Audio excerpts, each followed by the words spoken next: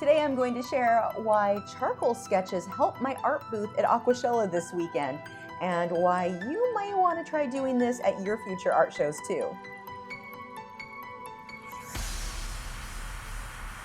Whenever you're doing an art show, it's always a challenge to get people to stop at your booth and really look at your work. So often they just keep walking on by. One of the things that I did differently, there were several things I did differently, I'm going to go into more detail about on Thursday's full Aquashella video, but one of the things that I did differently to draw attention to the booth was to do some charcoal drawing. We're going to be talking about that while I work on this panda in charcoal that was a recent real-time Patreon lesson. Now, I've done live painting at art shows in the past, and I never really had good luck with them making any difference as far as getting people's attention. If you are like me and you like to do a lot of little detail, that takes a really long time. So if somebody's at a show, they're not going to stand there for hours to watch progression on something that elaborate. Instead, they want to see results in just a few minutes. Well, what's the fastest medium we work in? By far, hands down, I would say charcoal. I can get something done in a 10-minute piece. I could get a jellyfish done. So I can do really, really quick pieces. They see those results very, very fast.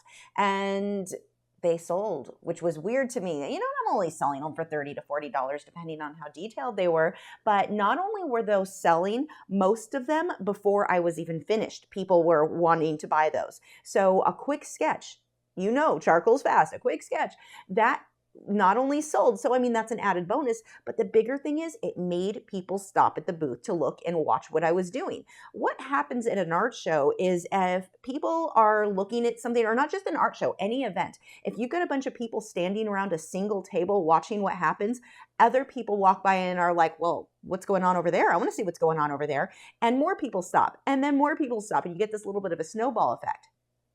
Now, I'm not saying I had 50 people standing there watching, but I don't need 50 people. I just need a couple of people paying attention to get a couple more people to walk by. If you can get them to just stop for a few minutes and watch what you're doing, they're also going to look to the side and see your prints available. Or if you're selling originals, you're going to have a much easier time getting them to pay attention to what you're actually selling if they're watching you work on something that you can do really quickly. And I've done this before, but I always did it with acrylic paintings. They were usually what I brought. I think I may have done oils as well. But you're talking about such a slow medium.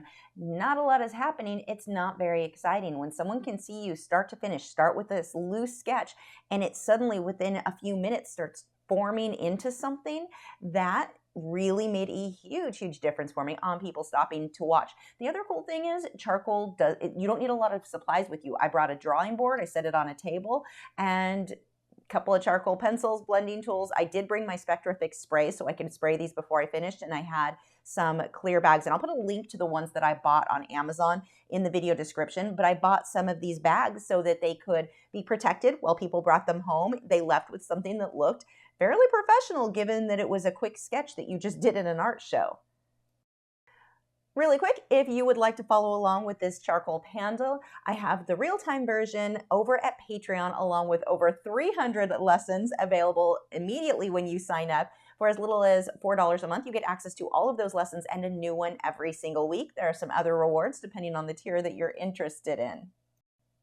To see my Patreon video library, I will have a link in the video description, or you can just head over to patreon.com/Lachri and sign up there. Okay, back to this. So a few tips. If you are going to try doing charcoal drawings at a live event, I would definitely keep things a little bit more simplified. There were two pieces that I did. Well, I ended up having to do it twice. An octopus with some roses. And it's not so much that it was a really detailed piece. If I were at home, it would be done in 20 or 30 minutes. But because at a show like that, you're going to continuously stop and talk with people. Or if you get a sale, you're going to turn around. I had to get up and go get the prints out for them and charge them and all of that. So each of those octopus paintings that I did or sketches it ended up being about an hour and a half a piece. I think I would have been better off doing more simplistic pieces. Now on the flip side, people really liked those. So, there's some give and take there. But I think doing the smaller, like the jellyfish, was really helpful. I was able to do it very, very quickly. I also noticed It worked better for me if I wanted to sell those pieces. People needed to see me drawing them. The ones that I laid out on a table where people saw after the fact, they didn't sell as quickly as the ones where the show was a little bit busy. Because anytime you're at a show, you're going to have sort of waves where there are more people and then less people. I would spend a bit more time trying to do the sketches and the drawings when more people are going to be around that you can get the attention of.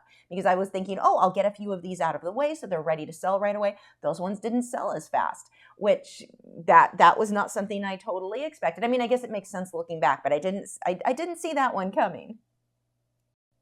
Now, if you are like me and you did the show alone, my husband was able to come and go. He had to go back and check on the greyhounds and their critters and everybody, but I mostly was by myself. Now, there were some huge benefits to that. That sounds mean, but there were some huge benefits to that, and I will talk about that in Thursday's video, which I so did not see coming. But anyway, being alone, you want to make sure if you are doing live painting or live drawing that you pay attention to the people around you. If you are like me, we get lost in our own little world. I can go an hour and not realize I've got a bunch of people standing there. So make sure you're constantly looking at wherever the people, in my case, I had to look behind me where the table was with all of my prints. So make sure that you're not ignoring customers, because most will assume that they don't want to interrupt the artist. And that was a problem that I've had in the past when I did live painting where it was really detailed.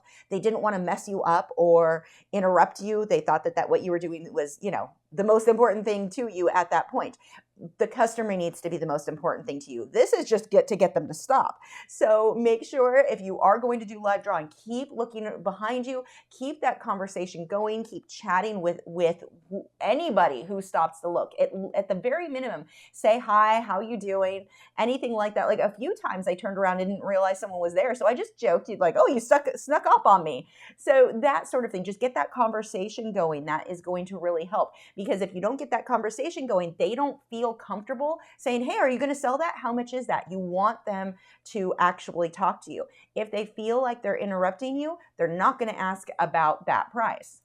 Now, as a general rule, I always say anytime you're at an art show, or even if you have your work at a gallery, you want things clearly marked with a price.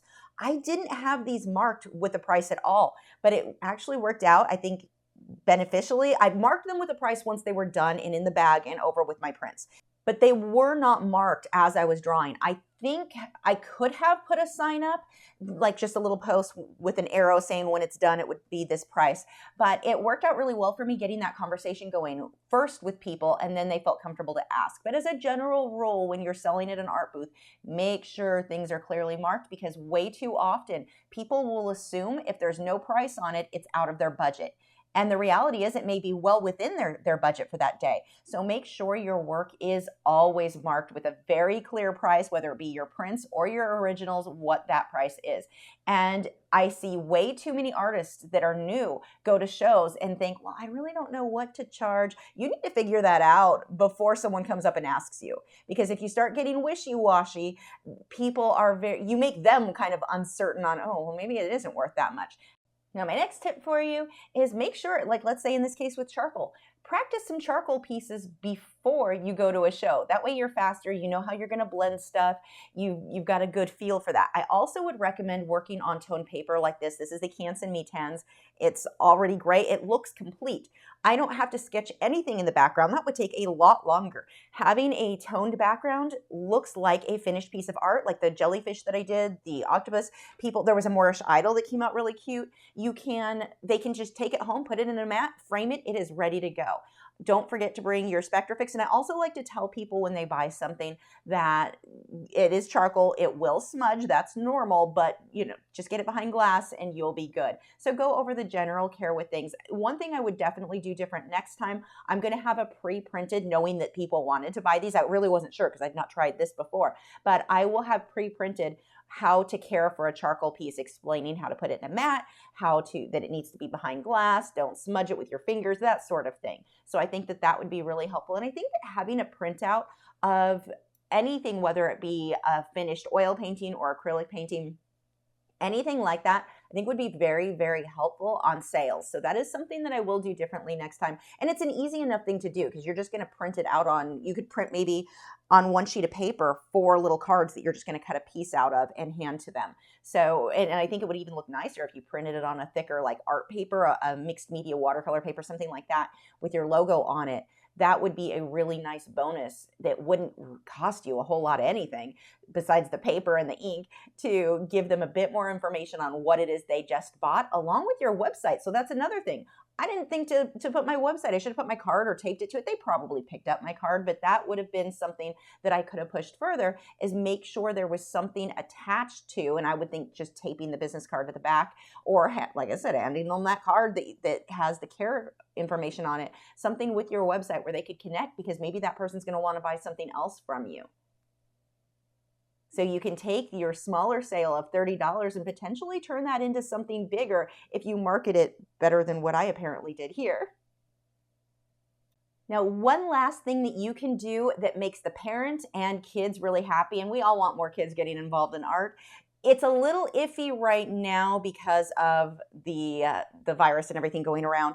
But in the future, when hopefully things start getting a bit more back to normal, and I've done this before with paintings, what I like to do with kids is when they're standing there watching, pull them over and go, "Do you want to help me? I could use your help right now." And I will hand the kid a pencil and show them where, like, here's a line on this rose. I need another line right here. Just trace right over what you see. And you can have them do that. Now, I wouldn't do this with little ones. I'm talking more like 7, 8 years old, so they've got a bit more control with their hands. But if you can, maybe even 6, depends.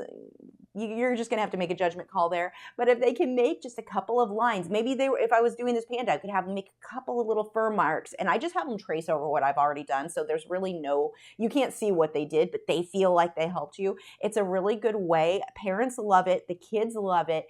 It's an awesome way. Right now, I did it once, and then I was like, you know what? Right now, I don't know that I want to be that close with strangers. Just, be on the safe side. But in the future, that's something that I have found does really work well to get that conversation going with the parents. And anything you can do to keep them at your booth longer without annoying them can increase the chances they're going to pay more attention to your prints, or maybe even hire you to do a commission. As an added bonus for you guys today, I've got my friend Mark from Mel's Reef here on YouTube. I will put a link to his channel in the video description. He came over and showed off some of his very fancy drawing skills. Just look at that technique. Amazing. That's all I know. He needs fins. He needs to be a lionfish now. Then you would have to have big, huge... There you go. We'll put some pretty little trees over here. A lionfish. That's all I can do. Have you subscribed yet? If not, I have a handy button right there. It's round, has an orange arrow going towards it. If you click on that, that'll help you to keep up to date with all of my new art videos every single week. I have new videos every Tuesday, Wednesday, Thursday, and Friday. Also, click on the bell notification so YouTube is a little bit more likely to let you know when new content goes up.